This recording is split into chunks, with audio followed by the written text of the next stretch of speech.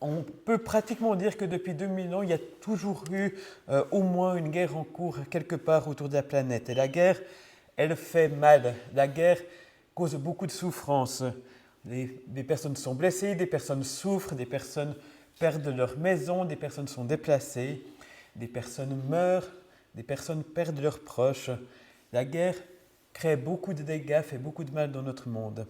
Crée aussi de la crainte d'être pris dans une guerre, la crainte pendant la guerre de tout ce qui peut arriver.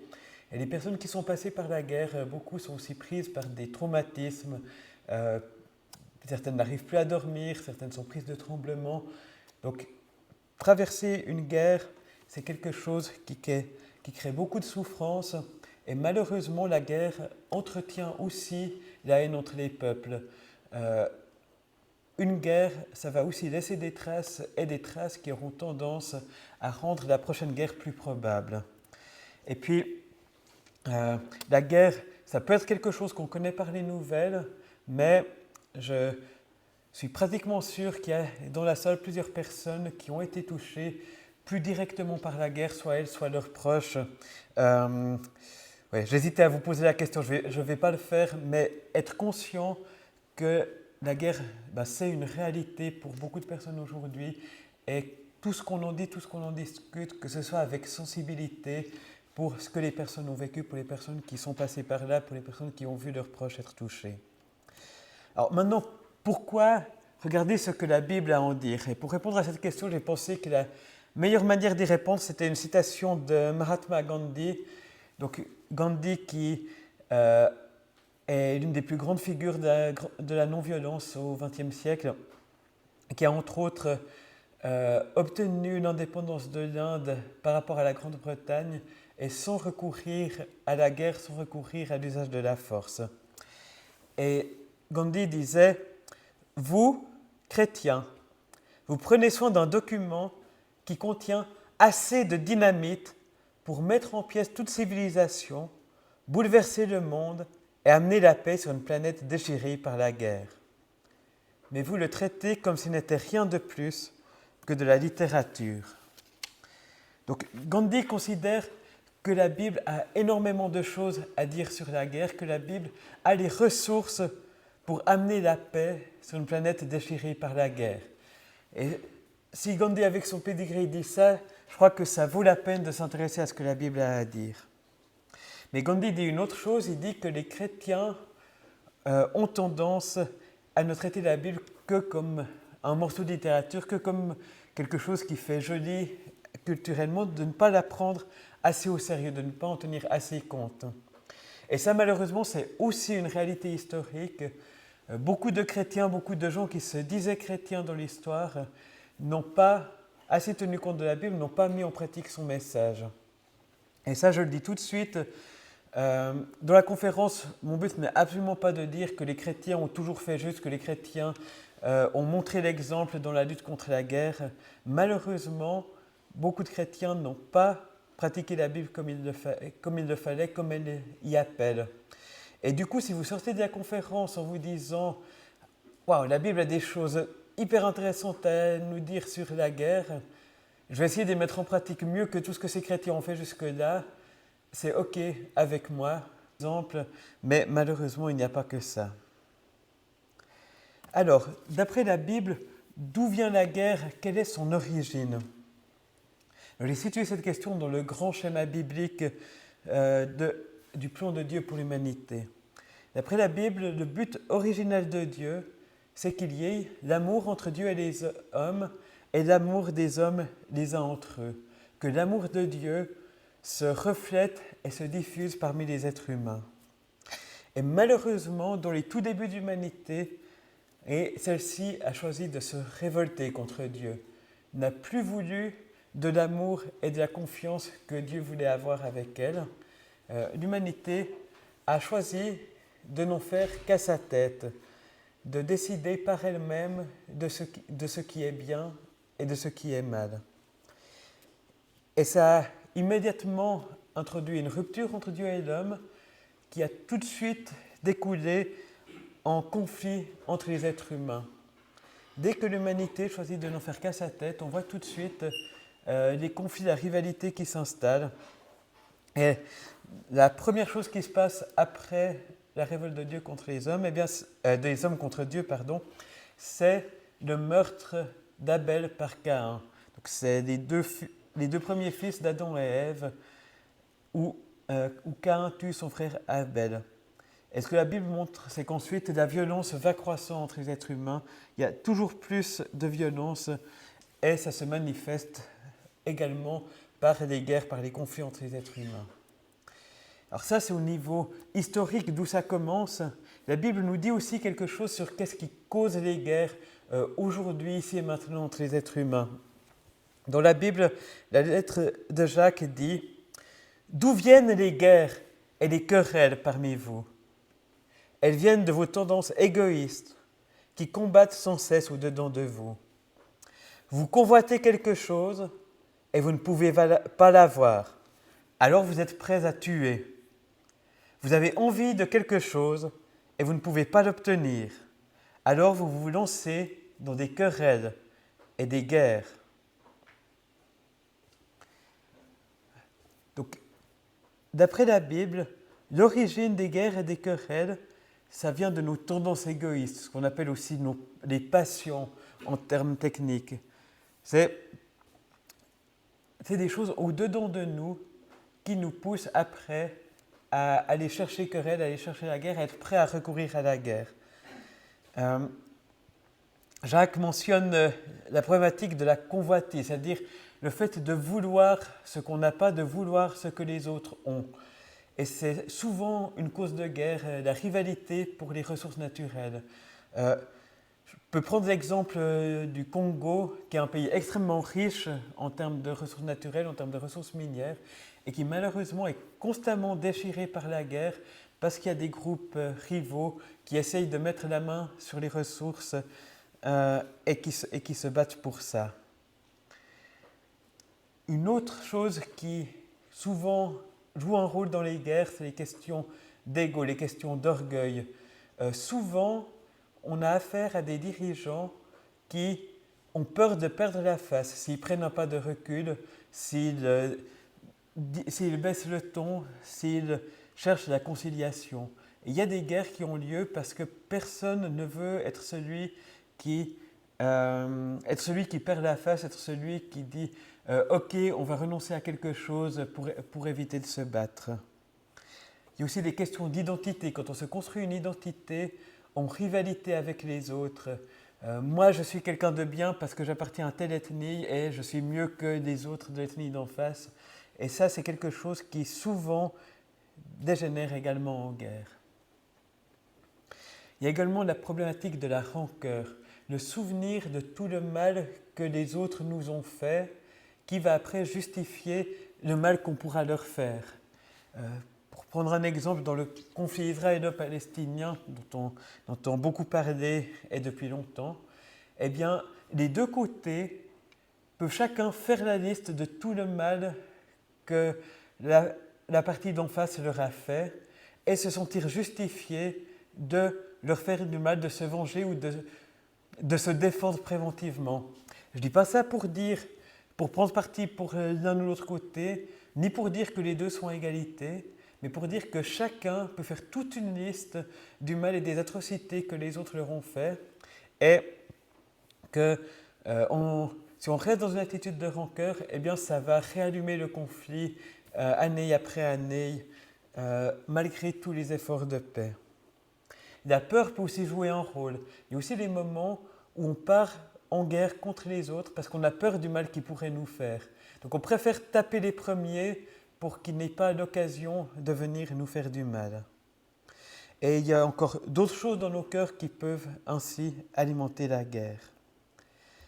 Alors, est-ce que la guerre peut avoir une fin ? Comment la guerre peut avoir une fin ?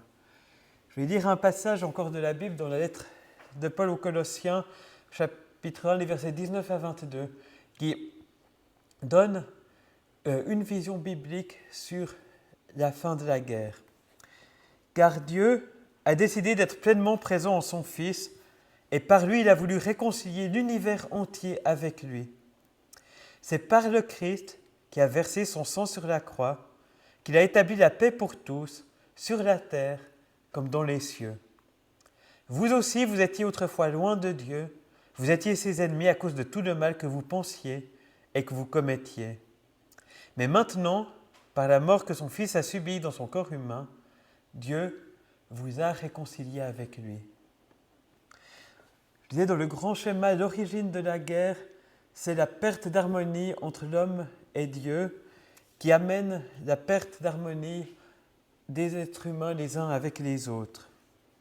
Et ce texte dit que Dieu a voulu nous réconcilier chacun avec lui, que le Christ, Jésus-Christ, est mort sur la croix pour nous permettre d'être en paix avec Dieu. On approche de Pâques, à Vendredi Saint, ce dont les chrétiens se rappellent, c'est que Dieu est devenu un être humain en Jésus-Christ et qu'il est mort sur la croix en prenant sur lui tout ce qui peut nous séparer de Dieu. Les mauvaises choses qu'on a faites, notre culpabilité, nos révoltes. Jésus a pris tout cela sur lui pour permettre à ceux qui le souhaitent d'être réconciliés avec lui.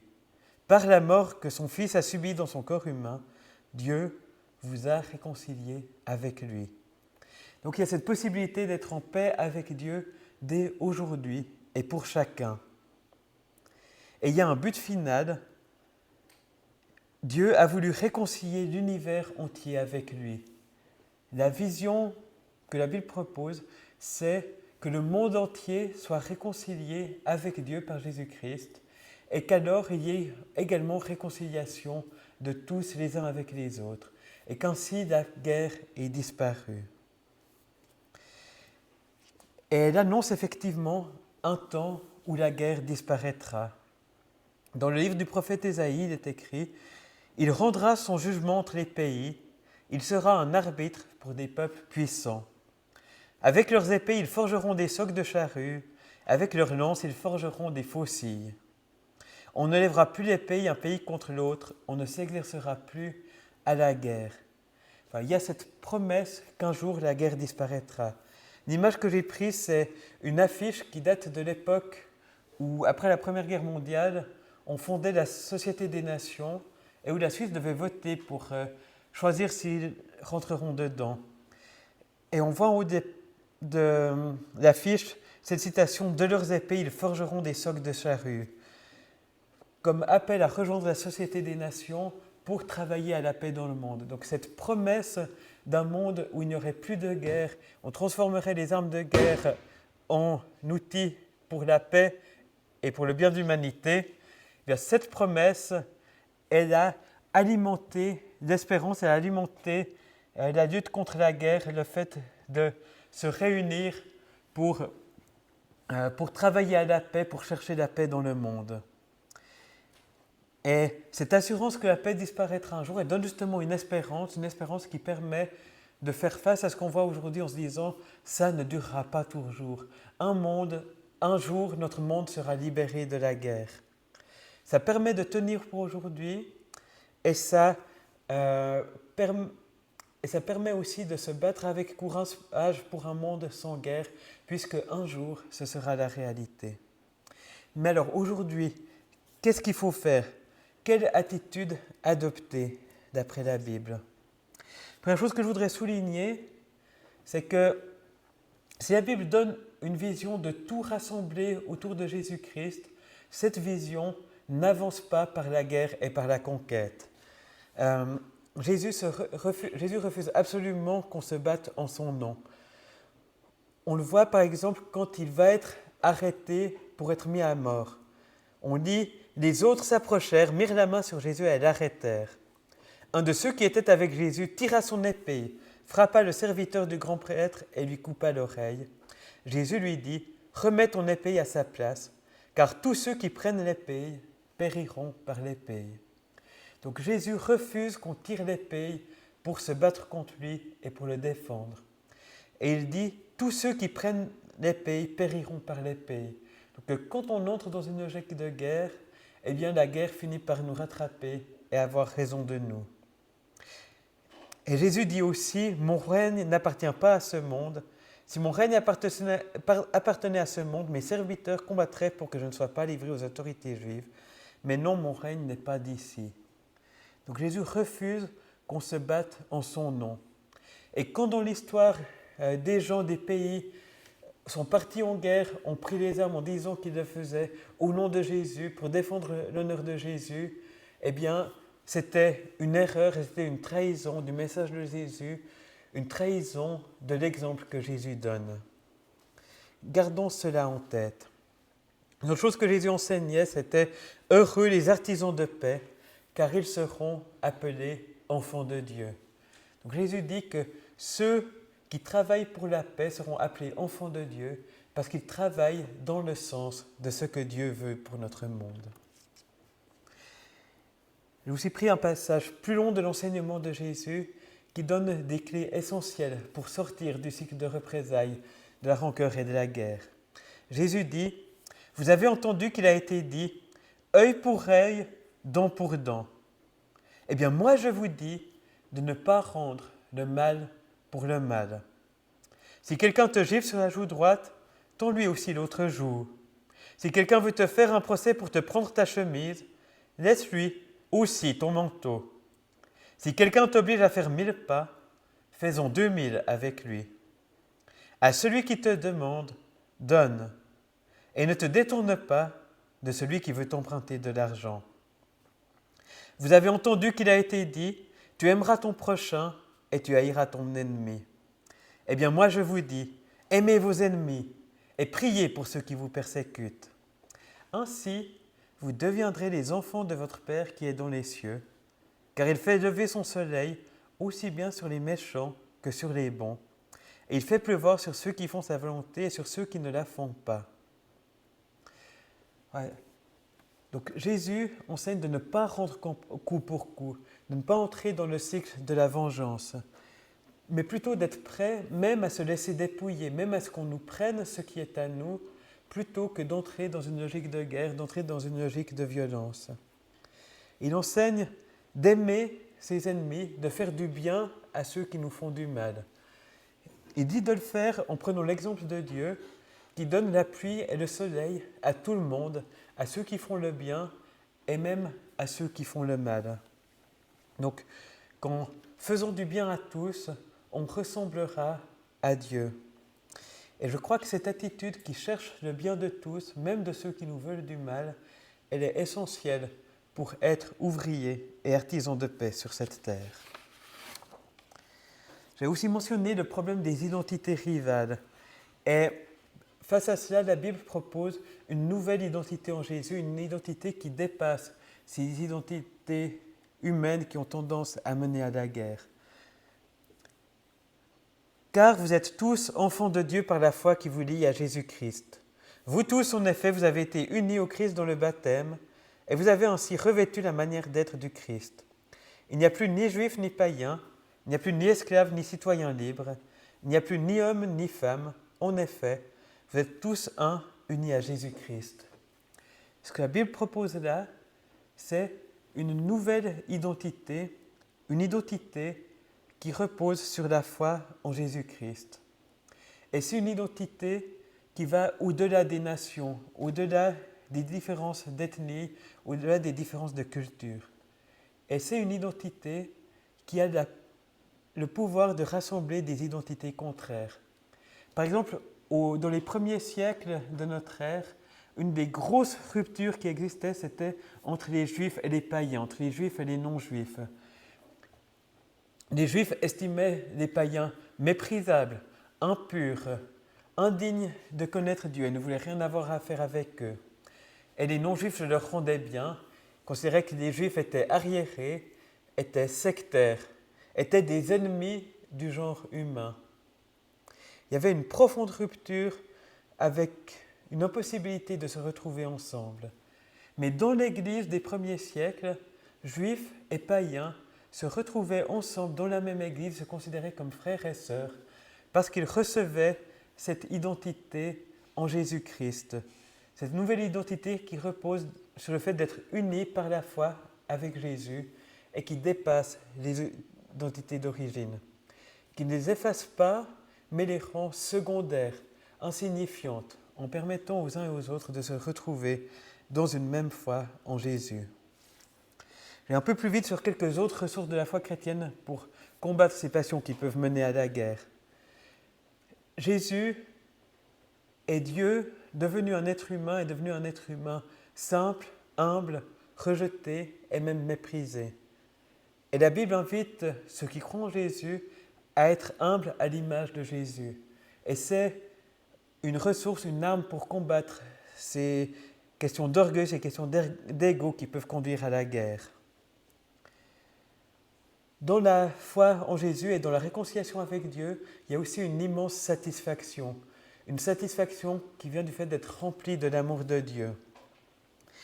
Et cette satisfaction, le fait d'avoir nos besoins émotionnels comblés par l'amour de Dieu, eh bien, ils permettent aussi de vivre un contentement qui permet de dépasser le désir de posséder toujours plus, de dépasser la volonté de posséder ce que les autres ont et de se battre pour cela.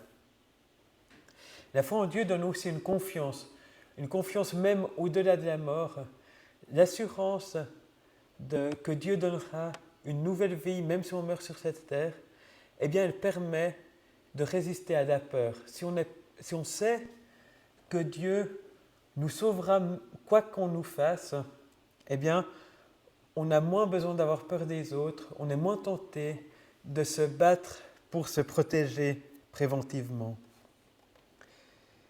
Et la foi chrétienne offre aussi le pardon de Dieu pour tous ceux qui le désirent, appelle à pardonner comme Dieu a pardonné. Et ça aussi, c'est une ressource pour sortir de la rancœur qui perpétue la guerre. J'aimerais maintenant parler de deux approches qui ont les deux été adoptées par des chrétiens et qui peuvent les deux, jusqu'à un certain point, se défendre. Une première approche, c'est le pacifisme. Le pacifisme, c'est un refus absolu de la guerre, un refus absolu de participer à la guerre et même de s'y préparer. Historiquement, par exemple, les chrétiens ménonites ont eu cette approche-là et ont été persécutés parce qu'ils refusaient de faire le service militaire, parce qu'ils ne voulaient pas apprendre à faire la guerre en aucun cas. Et un pacifisme cohérent, eh bien, il demande aussi un renoncement total, d'être prêt à souffrir et à être dépouillé plutôt que de faire la guerre. Un pacifisme qui dit « moi je ne vais pas faire la guerre, mais je compte sur les autres pour me défendre », ce n'est pas du pacifisme, c'est de la lâcheté. Un vrai pacifisme, il est courageux, mais c'est le courage d'accepter de tout perdre plutôt que d'être de ceux qui vont participer à la guerre. La force du pacifisme, c'est de témoigner du monde à venir, de témoigner d'un monde où il n'y aura plus de guerre et de dire « moi, aujourd'hui, je veux vivre en manifestant ce monde ».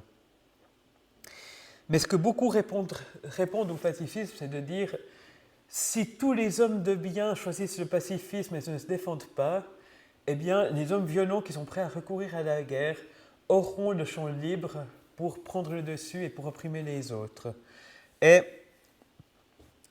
c'est une question qui se pose vraiment. Et la Bible reconnaît jusqu'à un certain point le droit de recourir à la force. Dans la lettre de Paul aux Romains, il est écrit « Ce n'est pas en vain que l'autorité porte le glaive.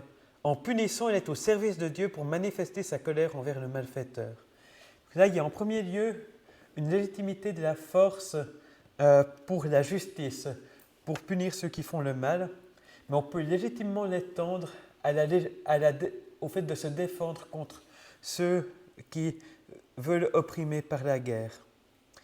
Et ça conduit à une approche où la guerre est vue comme un mal, mais parfois un moindre mal, quand elle est nécessaire pour se défendre contre ceux qui veulent la faire. Et ça pousse à définir les cas où la guerre est légitime.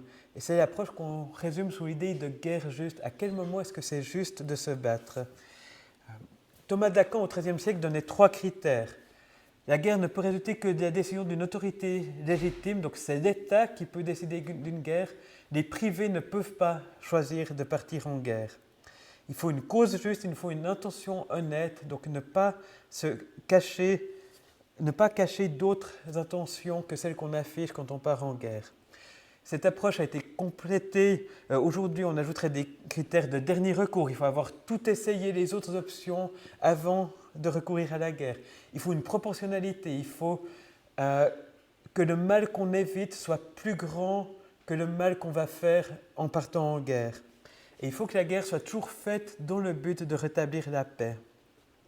Cette approche de la guerre, elle a déjà commencé dans des penseurs romains, elle a été très développée par des penseurs chrétiens au Moyen-Âge, à la Renaissance et encore aujourd'hui. Et puis aujourd'hui, elle se poursuit pour tous dans les principes du droit international où on réfléchit dans quel cas est-ce qu'on peut faire la guerre et de quelle manière c'est légitime de se comporter dans le cas d'une guerre. Quelques remarques sur la guerre juste, ces critères peuvent toujours être subvertis. C'est assez facile de venir se présenter en disant « Voilà, ma guerre est juste, je suis là pour défendre les opprimés, les autres sont en train de commettre une injustice et je viens pour empêcher ça. » Si vous prenez le discours de Poutine avec la guerre en Ukraine, il se présente comme pratiquant une guerre juste. Donc malheureusement, on peut avoir les meilleurs principes, des gens vont prétendre les suivre pour justifier des guerres. Et puis il faut dire aussi que faire la guerre, ça finit toujours par transformer ceux qui y prennent part. Là, j'ai une citation d'un protestant qui a pris part aux guerres de religion au XVIe siècle, où les protestants ont pris les armes pour défendre leur liberté de conscience face à une situation d'oppression. Donc une guerre qui peut sembler assez légitime au départ. Mais il fait ce constat que je trouve très touchant de dire « Nous avons fait la première guerre comme des anges, la deuxième comme des hommes, et la troisième comme des démons. » Quand on est dans une situation de guerre, quelque part on est obligé de gagner et ça va pousser à être prêt à recourir à tous les moyens pour gagner. Donc entrer dans une logique de guerre, c'est très difficile de le faire sans que ça finisse par changer l'éthique et la manière d'agir de ceux qui s'y engagent. Donc il faut toujours se demander, mais est-ce qu'on sait dans quoi on s'engage avant de partir en guerre ? Je vais dire quelques mots aussi sur la Croix-Rouge et les conventions de Genève, qui est vraiment une de ces approches pour limiter les dégâts de la guerre. Au cœur de la Croix-Rouge, de l'œuvre de la Croix-Rouge, il y a le principe de soigner tous les blessés, même ceux qui sont des soldats ennemis. Et dans la même période avec les conventions de Genève, on a réfléchi à des règles pour protéger les civils, sur comment on va traiter les prisonniers de guerre, et ainsi de suite. Et beaucoup considèrent que la naissance de la Croix-Rouge, avec l'idée de soigner tout le monde, c'est la naissance de l'humanitaire moderne. Et tout ça a été le fruit de l'activisme d'Henri Dunant, un chrétien évangélique genevois, et de beaucoup d'autres chrétiens de son époque qui ont aussi embarqué avec eux des personnes qui étaient moins marquées par l'éthique chrétienne. Et je voudrais encore lire une citation de Gustave Monnier, qui a été le premier président de la Croix-Rouge, qui a été l'architecte, celui qui a mis en place la Croix-Rouge dans les premiers temps, et qui dit « Voilà ce qu'il est donné à notre temps de voir et d'admirer pour la première fois. Que l'Antiquité n'ait rien de pareil à nous offrir, quoi de surprenant. L'Antiquité n'était pas chrétienne, et la Croix-Rouge est le fruit du christianisme. C'est la morale de l'Évangile qui, à mesure qu'elle a pénétré plus profondément les peuples, les a façonnés davantage au sacrifice. C'est elle qui, après avoir inspiré aux hommes une pitié active pour leurs semblables dans l'angoisse, a fini, après bien des siècles de résistance, par obtenir d'eux qu'ils pratiquent en masse ce qui est le comble de la vertu, l'amour de leurs ennemis. » Donc Monnier estime que si la Croix-Rouge a été possible, si les pays ont été prêts à dire qu'on va soigner même les soldats ennemis, eh bien c'est parce que la morale de l'Évangile s'est diffusée, a imprégné les peuples, que le commandement de Jésus d'aimer ses ennemis a été reçu jusqu'à un certain point. Ouais. Sur ces deux remarques, l'approche de limiter les dégâts de la guerre, l'approche de la refuser entièrement par le pacifisme, souligner que les deux considèrent que la guerre est une mauvaise chose et voudraient qu'elle disparaisse. Mais il y a un choix entre s'extraire soi-même absolument totalement de la logique guerrière ou bien prendre acte que la guerre existe encore et essayer d'atténuer les effets pour tous. Et Je ne vais pas prendre position entre ces deux approches, mais je voudrais souligner que la Bible donne des ressources pour bien vivre chacune de ces deux approches. Alors, en conclusion, ce que je voudrais souligner, c'est que d'après la Bible, la guerre ne devrait pas exister, la guerre ne fait pas partie du plan de Dieu d'avoir l'amitié et l'amour entre tous les hommes de tous les peuples. Mais la guerre trouve son origine dans la perte de l'harmonie entre Dieu et l'humanité.